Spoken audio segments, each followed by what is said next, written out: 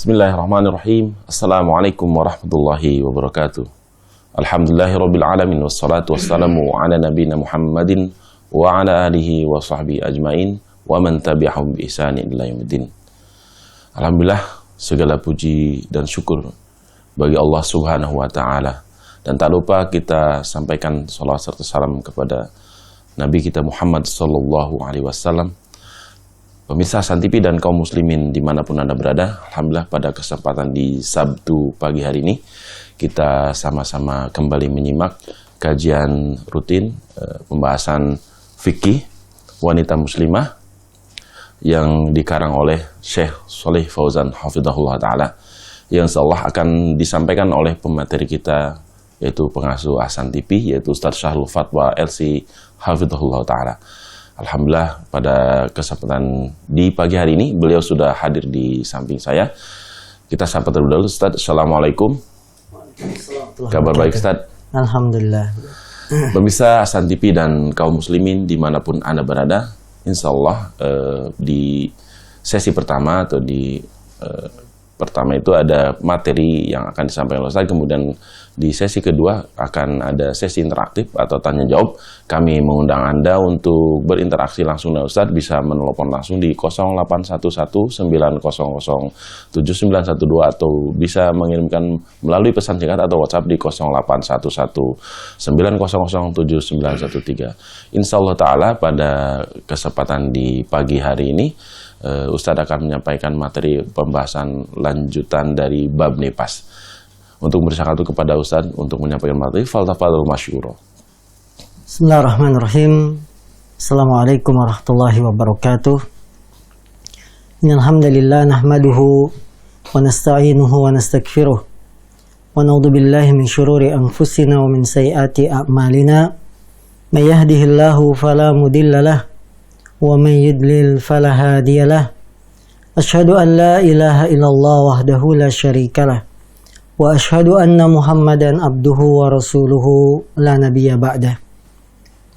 Qala Allah tabaraka wa ta'ala, ya ayyuhalladzina amanu taqullaha haqqa tuqatih wa la tamutunna illa wa antum muslimun.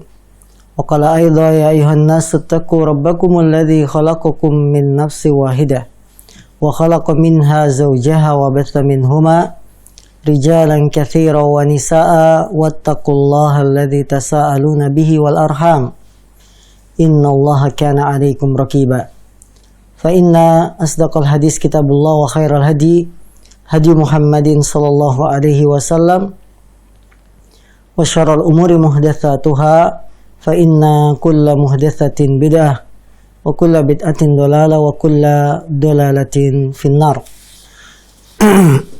Para pemirsa yang dimuliakan Allah SWT, alhamdulillah kita kembali dalam kajian kita, kajian fikih khusus muslimah yang mengambil dari buku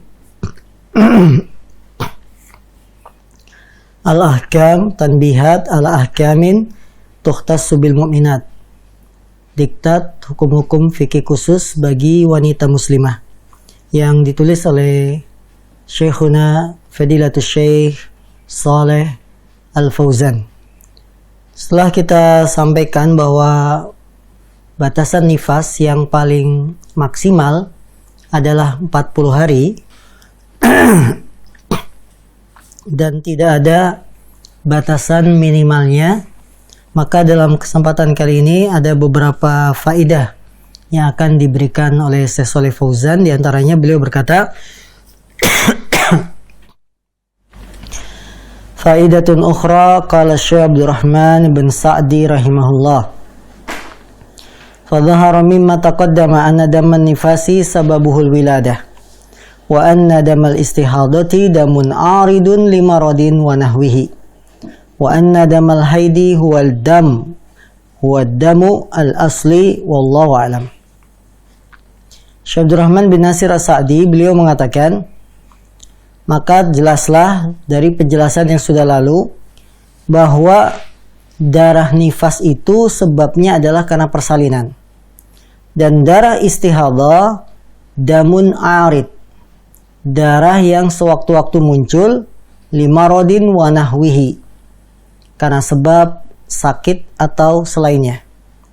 Wa anna damal haidi huwa damul asli, dan darah haid dia adalah darah yang asli. Sehingga kaum muslimin, kalau kita sudah 40 hari dan suci, ya, maka sholatlah. Namun bila setelah 40 hari keluar darah, perlu dilihat, jika mencocoki waktu kebiasaan kita, maka itu darah haid. Jika tidak mencocoki waktu kebiasaan rutin siklus haid kita, maka itu disebut darah apa? Darah istihadhah, yaitu darah penyakit kotor. Kemudian penulis juga mengatakan la ba'sa an tatanawalal mar'atu ma yamna'u anha nuzulal haidi idza kana dzalika la yadurru bi sihhatiha. Fa idza tanawalathu wamtana'al haidu anha fa innaha tasumu wa tusalli wa tatufu wa yasihhu dzalika minha ka ghairiha minat tahirat. Tidak mengapa wanita mengkonsumsi sesuatu yang bisa mencegah keluarnya haid apabila tidak membahayakan kesehatannya.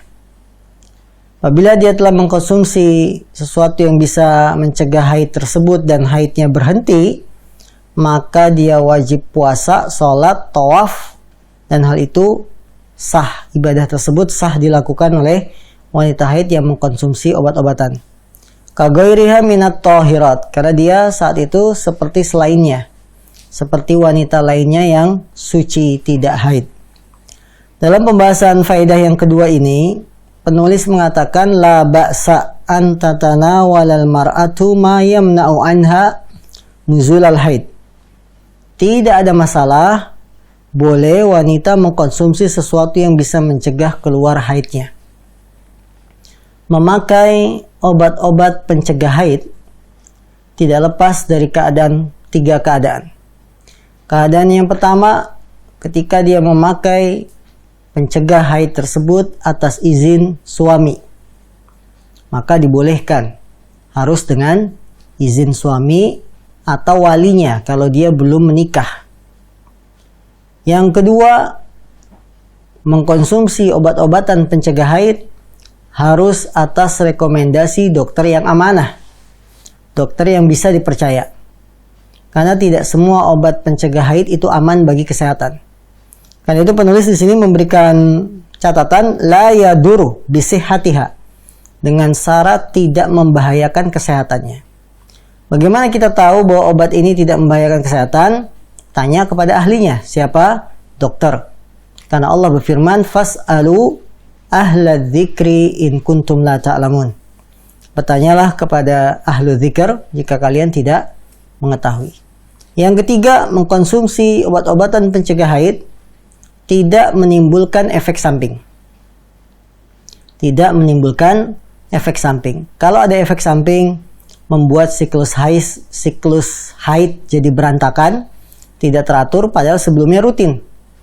Atau efek sampingnya dengan mengkonsumsi obat pencegah haid, jadinya kita sering ngeflek. Ngeflek itu apa? Sering keluar semacam darah, tapi tidak merah. Ini akan membuat kita bingung, ini haid bukan, ini istihadhah apa bukan, sholat apa enggak, puasa apa enggak. Ya kalau tidak menimbulkan efek samping, boleh dikonsumsi. Tapi jika ada efek sampingnya, maka tidak boleh dikonsumsi. Sehingga kesimpulan, menggunakan obat-obatan pencegah haid tidak dibolehkan kecuali terpenuhi 3 syarat. Syarat pertama, dapat izin dari suami. Karena suami punya hak. Ya, jangan sampai dengan mengkonsumsi obat haid, mencegah haid, akhirnya haid terus. Suaminya kan, jadi ya, haknya berkurang. Jadi harus atas izin suami. Syarat kedua, mengkonsumsi obat-obatan pencegah haid harus atas rekomendasi dokter yang amanah, yang dapat dipercaya, yang dia bisa memberikan rekomendasi ini aman, ini tidak aman obatnya, dan seterusnya. Yang ketiga, syarat bolehnya mengkonsumsi obat pencegah haid tidak ada efek samping, tidak menimbulkan efek samping. Kalau menimbulkan efek samping, maka tidak boleh. Wallahu a'lam. Kemudian penulis juga menyampaikan hukum menggugurkan kandungan, hukmul ijhad. Hukum menggugurkan kandungan.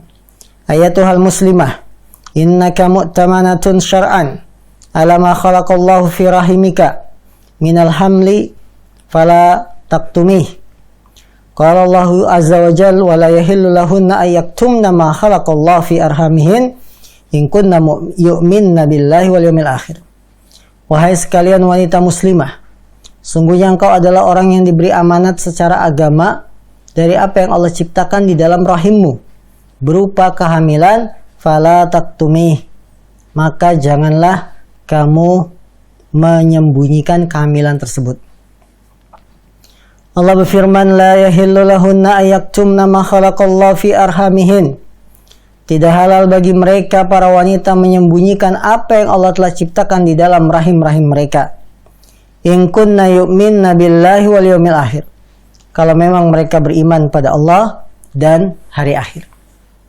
Fenomena menggugurkan kandungan di zaman kita sekarang ini sangat banyak. Bahkan ada pasangan pemuda-pemudi ya, mereka mencari berbagai cara untuk menggugurkan kandungan karena alasan mereka melakukan hal itu di luar nikah.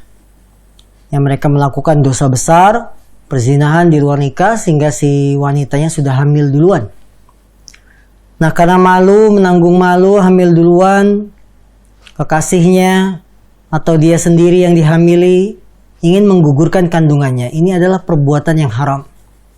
Kenapa haram? Karena apa yang telah Allah ciptakan di dalam rahim harus kita jaga. Kita itu amanah. Kita itu diberikan amanah untuk menjaga apa yang telah Allah ciptakan di dalam rahim kita. Sekalipun itu hasil hubungan terlarang. Sekalipun itu hasil hubungan yang haram. Tetap harus dijaga apa yang telah Allah amanahkan. Wala takhtali ala isqatihi wa takhallus min bi ayyi wasilatin. Maka janganlah kamu berusaha untuk menggugurkannya, berlepas diri darinya dengan segala macam cara. Gak boleh kita menggugurkan, pengen lepas diri dari kehamilan ini, lepas tanggung jawab, tidak boleh. Berbagai macam cara juga tidak boleh. Ada yang mengkonsumsi nanas. Nanas apa? Nanas muda. Ada lagi yang mengkonsumsi tape ketan. Ya, berbagai macam cara. Ada pula yang ekstrim dengan aborsi, ya. Datang ke dokter yang siap melayani aborsi dan lain-lain. Ini biasanya dokter-dokter ilegal karena emang secara hukum positif tidak boleh. Maka berbagai macam cara yang kita tempuh dalam rangka menggugurkan kandungan janin yang ada di rahim wanita, hukumnya haram. Fa innallaha subhanahu rakhasa laka bil iftari fi Ramadan idza kana as-sawmu yashukku alayki fi halatil hamli aw kana as-sawmu yadurru bihamliki. Karena sungguhnya Allah SWT telah memberikan keringanan kepadamu untuk boleh berbuka di bulan Ramadan kalau memang berpuasa itu memberatkanmu, atau dalam keadaan hamil apabila memang berpuasa itu akan mengganggu kehamilanmu. Fa inna ma sya'a fi hadzal asri min amaliyatil ijhad amalul muharram. Sungguhnya apa yang tersebar pada dewasa ini dari perbuatan menggugurkan kandungan, amalun muharram, termasuk perbuatan yang haram. Wa idza kana al-hamlu qad nufikhat fihi ruh wa mata bisababil ijhad fa inna dzalika yu'tabaru qatlan lin nafsi allati haramallahu qatlaha bighairi haqqin wa rattaba ala dzalika ahkamal mas'uliyatil jinaiyah min haitsu wujubud diyati ala tafsilin fi miqdariha. Apabila kehamilan yang digugurkan ini sudah ditiupkan roh. Sudah ditiupkan apa? Rohnya. Wa mata bisababil ijhad. Kemudian janin ini malah meninggal karena sebab aborsi ini. Dia janin sudah besar 4 bulan, ditiupkan roh, kemudian dilakukan aborsi, janinnya jadi meninggal. Fa inna dzalika yu'tabaru qatlan lin nafsi. Maka sungguhnya hal itu dianggap membunuh seorang jiwa. Karena sudah ditiup apa? Rohnya. Sudah ditiup, nyawa si bayi tersebut sudah ditiup oleh para malaikat meniupkan roh kepadanya. Nah, kemudian diaborsi. Ya namanya operasi seperti itu kan mengeluarkan paksa janin ya. Padahal belum waktunya. Maka kalau dia meninggal dianggap kita sudah membunuh seorang jiwa muslim allati haramallahu qatlaha bighairi haq, yang Allah telah haramkan membunuhnya tanpa alasan yang dibenarkan. Dan Allah telah membuat aturan dari dampak membunuh secara sengaja ini berupa hukum-hukum yang sesuai dari wajib yadia dan seterusnya. Wa min haitsu wujubul kafarati inda ba'dil a'immati wa hiya idku raqabatin mu'minatin faman lam yajid fasiyama syahraini mutatabi'ain. Dan juga wajib bagi orang yang melakukan pembunuhan ini, yaitu aborsi, wajib membayar kafarah menurut sebagian para ulama. Apa kafarahnya? Wahiyya idku raqabatin mu'minah, yaitu dengan memerdekakan budak mukminah. Kalau tidak ada, maka dia berpuasa syahraini mutatabi'ain, 2 bulan berturut-turut. Waqad samma ba'dul ulama'i hadzal amal bil mau'udati sugra. Para ulama menamakan perbuatan semacam ini, yaitu menggugurkan kandungan, dengan nama al-mau'udatus sugra. Ya, janin yang digugurkan dalam keadaan kondisi masih kecil. Qala Syekh Muhammad bin Ibrahim rahimahullah fi majmu' fatawihi amma as-sa'yu li isqatil hamli fala yajuzu dhalika ma lam yatahaqqaq mautuhu fa in tahaqqaqa dhalika jaz. Syekh Muhammad bin Ibrahim memberikan fatwa, adapun usaha untuk menggugurkan kehamilan maka tidak boleh selama tidak terwujud kematian janin tersebut. Kalau terwujud benar-benar sudah mati janinnya, jaza. Maksudnya, ketika seorang ibu wanita itu hamil, maka tidak boleh digugurkan begitu saja tanpa alasan. Kecuali ada alasan yang kuat. Misalnya, ada ibu wanita hamil. Kemudian janinnya sudah ditiupkan nyawa 4 bulan, ternyata meninggal di dalam. Bisa jadi karena obat, bisa jadi karena apa, ya keracunan misalkan janin, kemudian meninggal di dalam perut. Nah, karena dia sudah meninggal, akhirnya dilakukan operasi untuk menyelamatkan si ibu. Karena kalau dalam perut masih ada bayi yang sudah meninggal, ini bahaya. Nah, ketika sudah terwujud si bayi ini sudah meninggal karena perbuatan, bukan karena perbuatan manusia, maka boleh diselamatkan ibunya dengan melakukan operasi, ya. Itu maksudnya.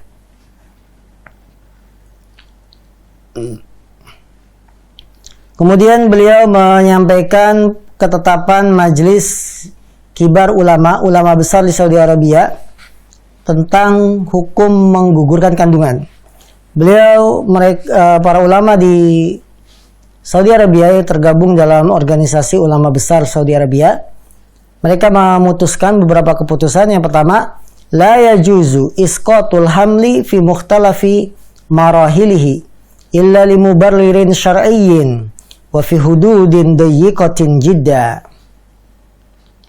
Tidak boleh menggugurkan kandungan atau kehamilan dengan berbagai macam ragam tingkatan kehamilan tersebut. Ada yang masih muda, ada yang sudah sebulan, 2 bulan, 3 bulan, 4 bulan, dan seterusnya. Tidak boleh menggugurkan kandungan dengan berbagai tingkatannya, kecuali ada alasan yang dibenarkan secara syar'i dengan batasan-batasan yang sempit sekali.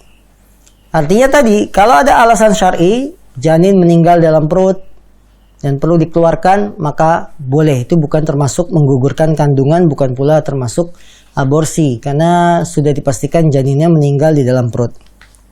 Kemudian idza kana al-hamlu fi tawril awwali wa hiya muddatul arba'in wa kana fi isqatihi maslahatun syar'iyyah aw daf'u dararatin jaza isqatuh. Apabila kehamilan masih dalam masa perkembangan pertama, yaitu 40 hari, bukan 4 bulan ya, tapi 40 hari, dan di dalam menggugurkan kandungannya ada maslahat kebaikan secara agama atau untuk menolak bahaya, jaza isqatuhu, boleh menggugurkannya kalau memang ada alasan syar'i, ya, bukan alasannya tanggung malu, alasannya si perempuannya masih sekolah, ya udah daripada dipecat nanti sama kepala sekolah, gugurkan. Tidak boleh. Ini bukan termasuk alasan yang syar'i. Amma isqatu fi hadhil muddah khasyatal masyaqqati fi tarbiyatil aulad aw khaufan minal ajzi an takalifi ma'isyatihim wa ta'limihim aw min ajli mustaqbalihim aw iktifaan bima ladai zawjaini minal aulad fa ghairu jaiz. Adapun menggugurkan kandungan dalam masa ini, itu masih 40 hari, karena khawatir berat dalam mendidik anak atau takut lemah tidak bisa memberi nafkah, astagfirullah, ya, atau khawatir masa depan mereka, atau juga bisa seorang suami istri mencukupkan dengan apa yang mereka punya dari anak, maka hal ini fa ghairu jaizin. Kalau alasan semacam ini ghairu jaiz. Apa ghairu jaiz? Tidak boleh. Dan penulis menyebutkan hukum-hukum yang lain seputar menggugurkan kandungan. Yang jelas, kalau tidak ada alasan agama yang dibenarkan, maka tidak boleh kita menggugurkan kandungan kita. Sifatul libas. Sekarang kita masuk pada pembahasan hukum-hukum seputar pakaian wanita. Hukum-hukum khusus, ya, hukum-hukum khusus yang berlaku bagi wanita seputar pakaiannya. Ketahuilah saudariku yang dimuliakan Allah SWT, Islam itu mengatur bagaimana pakaian seorang wanita. Pakaian di dalam rumahnya, di luar rumahnya, tidak ada lain kecuali untuk menjaga kehormatan wanita muslimah. Maka apa yang dipakai wanita muslimah berupa jilbab, hijab, cadar, dan lain-lain, ini menjaga kehormatan. Berbeda dengan yang membuka aurat, menampakkan lekuk tubuh, maka mereka akan lebih bisa terkena gangguan dan lain-lain. Berbeda dengan wanita muslimah. Karena pentingnya masalah ini, masalah busana, Syekh memasukkan dalam hukum-hukum fikih khusus wanita muslimah. Sifatul libas, sifat pakaian wanita muslimah. Kriterianya seperti apa?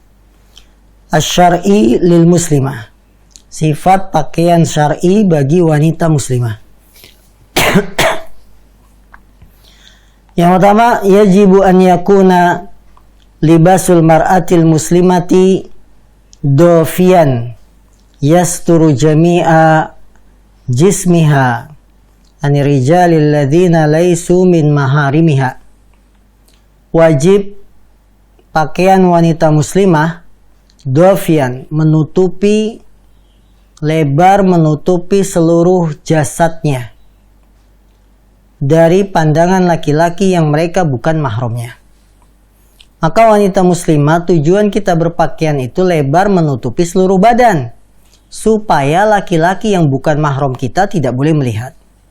Sekarang ini justru produsen pakaian senang bajunya dilihat, dilenggak-lenggok oleh seorang fotomodel, direkam di video, disebarkan di status dan lain-lain. Padahal tujuan berpakaian apa? Menutupi seluruh badan, bukan malah ditampilin. Ini enggak.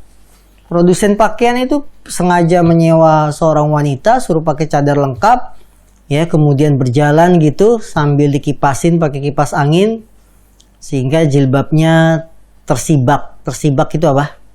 Tersingkap, kelihatan bau bahannya ini jatuh, yang otomatis akan membuat lekuk tubuh si wanita model ini kelihatan, ya.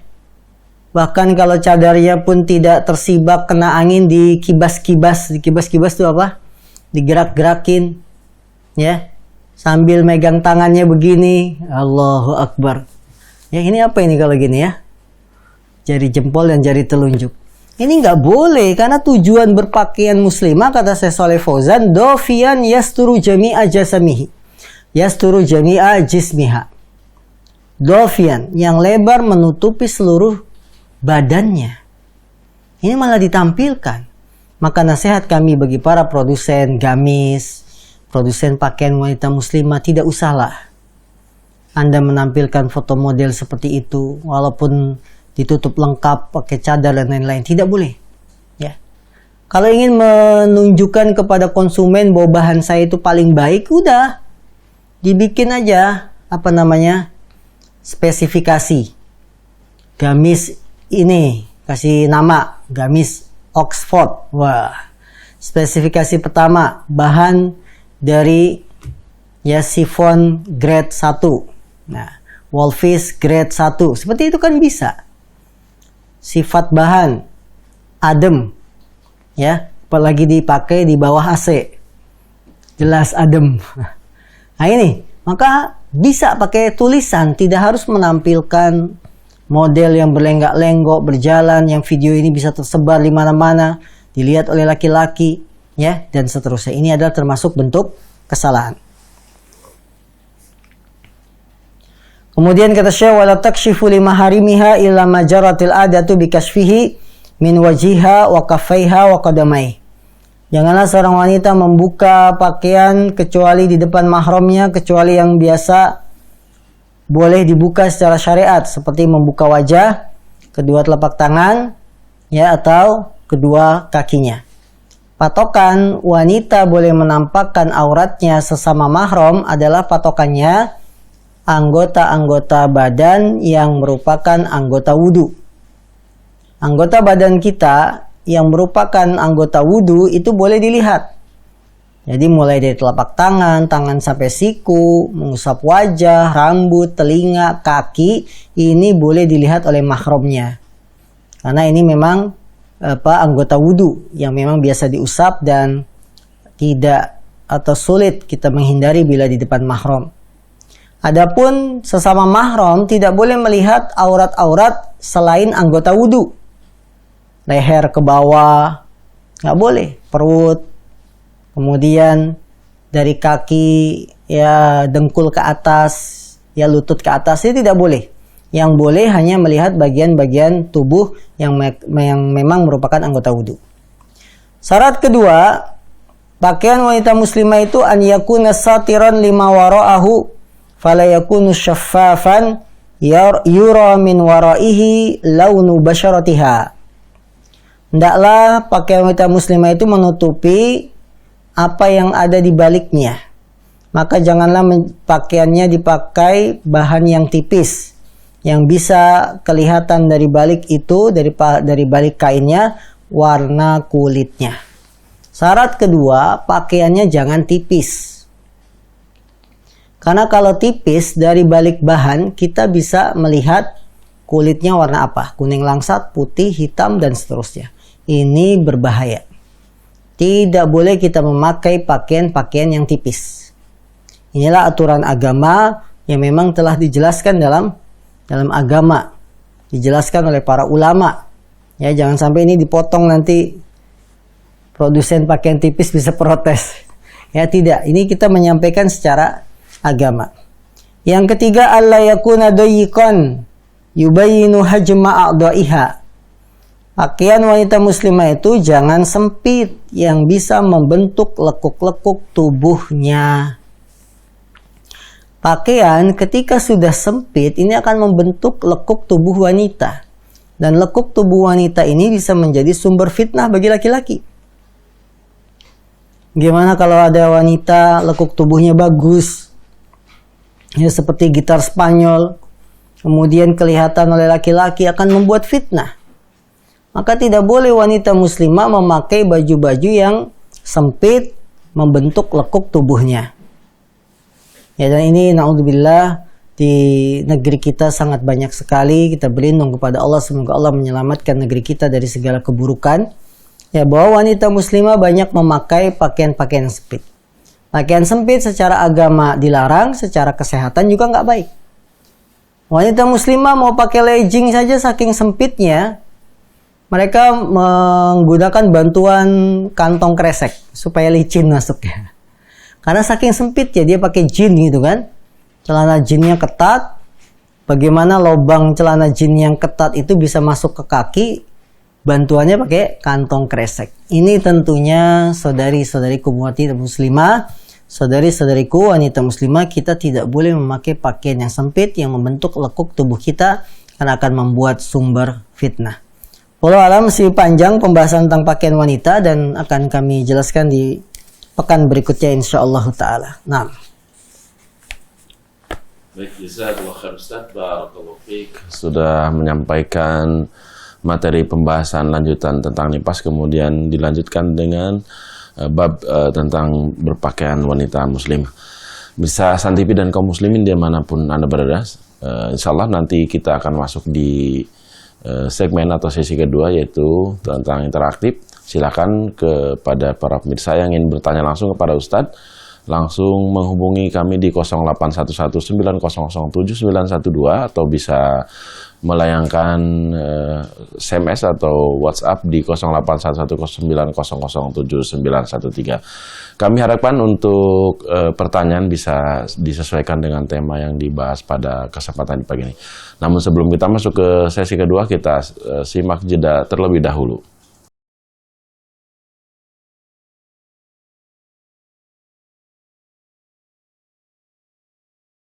Pemirsa Santipi dan kaum muslimin dimanapun Anda berada, yang semoga senantiasa dirahmati oleh Allah Subhanahu wa Ta'ala. Alhamdulillah, kita masuk di segmen kedua atau sesi kedua, yaitu interaktif. Sudah ada penelpon sepertinya yang sudah masuk. Ya, silakan Pak. Sudah terhubung sepertinya. Halo. Ya. Ya, dari Bapak Saleh Haji di Bengkulu. Masalah. Silakan Bapak Saleh Haji. Ya, bismillah. Assalamualaikum warahmatullahi wabarakatuh. Waalaikumsalam warahmatullahi wabarakatuh. Semoga pengarang kitab, Ustadz, kita semua dan kaum muslimin diampuni segala dosanya, diberikan kebaikan dan keselamatan di dunia dan di akhirat. Amin. Amin. Pertanyaan pertama, Ustadz, tentang bentuk pakaian wanita. Yang pertama, kalau dia menutup aurat pakaiannya, tetapi modelnya itu kayak model laki-laki, seperti kemeja tangan panjang, lalu celana panjang, celana pakai celana panjang begitu. Nah, itu apakah termasuk tasabuh mengikuti kaum laki-laki seperti itu? Nah, pertanyaan kedua, penutup badan wanita itu batasannya apakah hanya terlihat mukanya, bagian muka, atau bagian matanya saja yang kelihatan seperti pakai cadar begitu. Nah, mana yang lebih roji, Ustadz? Itu aja, Ustadz. Syukron. Jazakumullahu khairan, barakallahu fikum. Wassalamualaikum warahmatullahi wabarakatuh. Waalaikumsalam warahmatullahi wabarakatuh. Silakan Ustaz. Alhamdulillah, dari saudara kami Pak Saleh Haji, beliau bertanya dua pertanyaan. Yang pertama, bagaimana wanita muslimah bila pakaian yang dipakai menutupi aurat hanya saja itu pakaian laki-laki. Contohnya ada wanita pakai kemeja, pakai celana panjang, nutupi aurat, kemudian pakai jilbab sedikit, ya. Apakah dibolehkan? Termasuk patokan yang harus diperhatikan oleh wanita muslimah ketika berbusana adalah tidak boleh menyerupai kaum laki-laki dalam pakaian yang memang kekhususan milik laki-laki. Wanita dilarang menyerupai memakai baju pakaian khusus laki-laki. Ya, karena ada pakaian yang wanita laki-laki boleh memakai bersama, tapi ada pakaian yang memang khusus itu untuk laki-laki. Nah, ketika pakaian tersebut hanya dipakai kaum laki-laki, wanita tidak boleh memakai pakaian tersebut karena jatuh dalam kategori menyerupai, meniru-niru, mengikuti kaum laki-laki. Rasulullah bersabda, la'anallah al-mutasyabbihati birijal wal mutasyabbihina bin nisa. Allah melaknat wanita-wanita yang tasyabbuh menyerupai laki-laki, dan juga Allah melaknat ya laki-laki yang menyerupai kaum wanita. Sehingga kalau pakaian yang dipakai itu memang pakaian khusus milik laki-laki, tidak boleh dipakai wanita. Contoh hem, kemeja, ini pakaian khusus laki-laki. Celana panjangnya pakaian khusus laki-laki, karena wanita ada celana panjang tersendiri, kulot dan lain-lain. Jadi Anda tidak boleh, walaupun itu menutup aurat, karena ada kena larangan apa? Menyerupai pakaian laki-laki. Kecuali pakaian tersebut bukan ciri khas laki-laki, boleh dipakai wanita, boleh dipakai laki-laki. Contohnya apa misalkan? Jas hujan. Jas hujan khusus laki-laki nggak? Tidak. Jas hujan kalau laki-laki dipakai kaum wanita boleh saja dalam kondisi hujan. Ya, dengan tetap memperhatikan lebarnya. Kemudian apa lagi? Jaket. Jaket bisa pakai laki-laki, bisa pakai perempuan. Memang ada jaket perempuan, ada jaket laki-laki. Ya. Tapi kalau satu saat kondisi misalkan si istri meminjam jaket suaminya, boleh tidak? Boleh, karena ini pakaian yang memang bukan kekhususan laki-laki. Baik, sandal jepit. Boleh nggak sandal jepit suami dipakai oleh istrinya? Boleh? Boleh. Apalagi sandal jepit yang memang harga 10.000 itu kan tidak ada ciri khas. Ini wanita, ini laki-laki, tidak ada masalah karena ini pakaian yang memang perhiasan yang memang dipakai oleh laki-laki dan wanita, ya. Kalau sarung bagaimana sarung? Sarungnya suami dipakai di rumah oleh istri buat sholat. Boleh tidak? Boleh. Karena memang bukan kekhususan laki-laki. Pertanyaan kedua, yaitu apa tadi? Hukum batasan yang di wajah. Wanita, aurat wanita. Aurat wanita, badannya semuanya harus ditutupi kecuali wajah dan pergelangan tangannya ini. Ya. Selain itu, maka harus ditutup. Bagaimana dengan wajah? Wajah ada perselisihan para ulama tentang wajah. Apakah wajah wanita wajib ditutup juga? Jawabannya wajah wanita, ya, yang menurut pendapat yang lebih kuat, dia hanya afdol saja, afdol ditutupi. Ya, tidak sampai derajat wajib. Jadi lebih utama wanita muslimah menutupi wajahnya karena di zaman sekarang adalah zaman fitnah. Apalagi dengan wajah ini kan pusat kecantikan wanita itu di wajahnya. Kalau wajahnya terbuka akan membuat fitnah laki-laki, maka terlarang. Maka dia harus lebih utama menutupi wajahnya. Sekarang bagaimana kalau ada wanita tidak menutupi wajahnya tapi dia cantik? Dosa nggak wanita tersebut? Tidak dosa. Karena kami katakan sekali lagi menutupi wajah hanya afdol. Artinya sunnah. Ya, lebih utama. Kalaupun ditinggalkan dia tidak dosa. Ada wanita cantik misalkan tidak menutup wajahnya tapi dia menutup seluruh badannya kecuali wajah dan telapak tangan. Apakah si wanita ini berdosa? Jawabannya tidak. Kalau memang kita memilih pendapat bahwa menutup wajah itu hanya afdol, lebih baik, ya, sunnah, maka dia tidak dosa. Naam, Allah a'lam. Baik, jazakallahu Ustaz atas penjelasan dan nasihatnya. Kita lanjut ke pertanyaan berikutnya yang sudah masuk ke melalui pesan singkat. Assalamualaikum Ustaz, dari hamba Allah di Rembang, Jawa Tengah. Izin bertanya Ustaz, apakah boleh mandi besar haid dengan tayamum ketika memang kita sedang benar-benar sakit? Baik, saudariku ukhti muslimah yang dimuliakan Allah SWT, tayamum itu sebabnya ada dua. Satu, tidak mendapati air. Allah berfirman, "Falam tajidu ma'an fatayammamu sha'idan thayyiban." Ketika kalian tidak mendapati air, fatayammamu, maka tayamumlah sha'idan thayyiban, dengan tanah yang baik. Sehingga tayamum itu fungsinya kalau kita tidak punya air, tidak mendapati air, maka beralih mengganti dengan tayamum. Kita tidak bisa wudu, ya, karena airnya tidak ada, air yang nggak dapat, maka dengan tayamum. Fungsi kedua tayamum adalah ketika seorang tidak mampu menggunakan air. Airnya ada, tapi dia tidak mampu menggunakan air tersebut.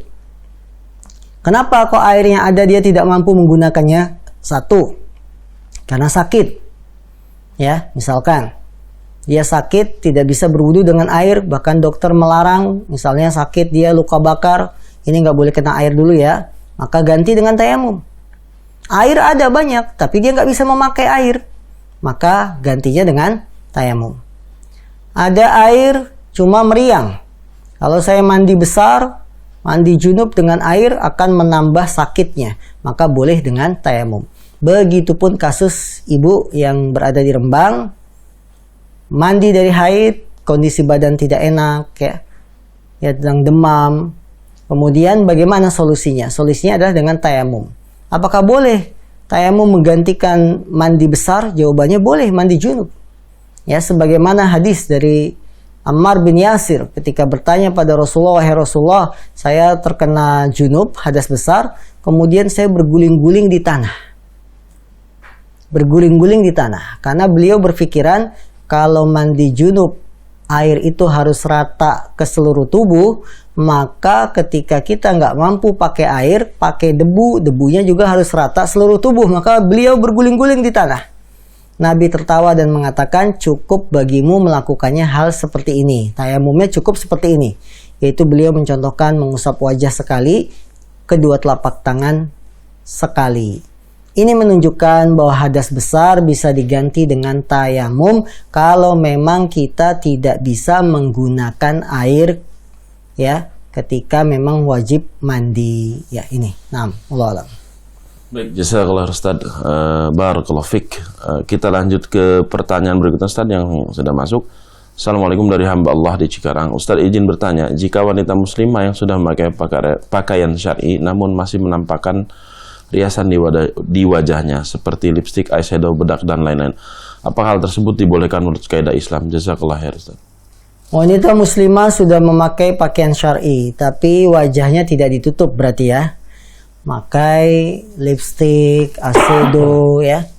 Kemudian eyeliner, lip gloss, maskara, banyak sekali. Kalau dia pakainya di dalam rumah, perhiasan make up ini di dalam rumah untuk suami, maka tidak ada masalah. Atau dia di luar rumah, maka ini dilarang. Jika dia sudah pakai bajunya syar'i, tapi di luar rumah, menor. Menor itu apa?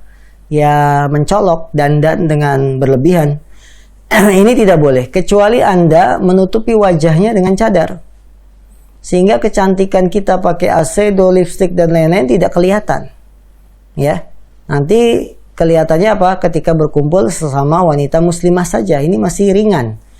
Yang bahaya itu kalau tidak pakai cadar, wajahnya tidak ditutupi, tapi kita berhias. Bibirnya dikasih lipstick sehingga merahnya merah merona atau merah merona, merah yang mencolok. Ya, kalau kena sinar matahari bisa mengkilat-kilat, mengkeling-keling namanya. Nah, ini bahaya. Begitu kan eyeshadow-nya dan seterusnya, belum lagi eyelinernya, ya bahaya ini. Maka kaum muslimah kalau di luar rumah pakai make up seperti ini, tutupi wajah kita.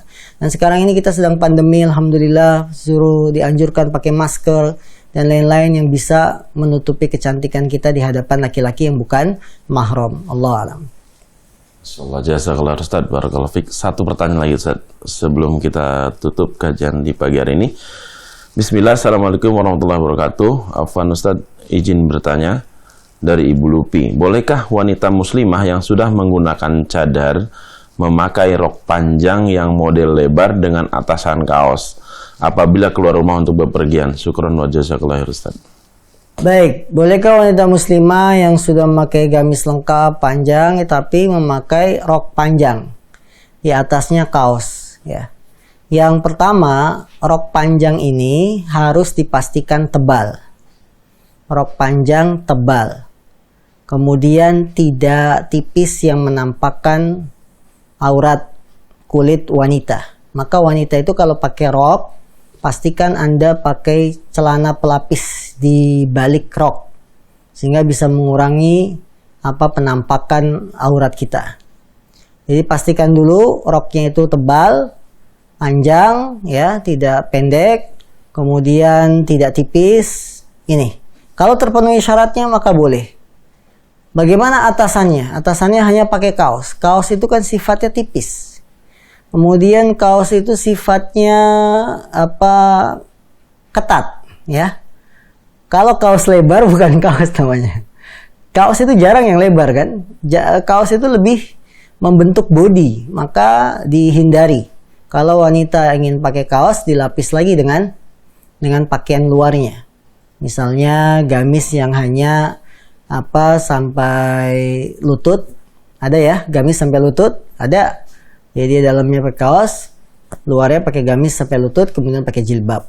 Kalau hanya pakai kaos saja, ini riskan. Kenapa riskannya? Karena kaos itu lebih cenderung membentuk badan. Kemudian bahan kaos itu kan tipis. Setebal-tebalnya bahan kaos kayak apa? Ya, ini. Maka dihindari untuk memakai kaos. Nah, Allah alam. Baik, jazakallahu Ustaz atas penjelasan dan nasihatnya. Pemirsa San TV dan kaum muslimin dimanapun Anda berada, yang semoga senantiasa dirahmati oleh Allah Subhanahu wa Ta'ala, yang sama-sama menyimak pada kajian di Sabtu pagi hari ini. Alhamdulillah hampir 1 jam kita menemani Anda di dalam kajian fikih wanita muslimah.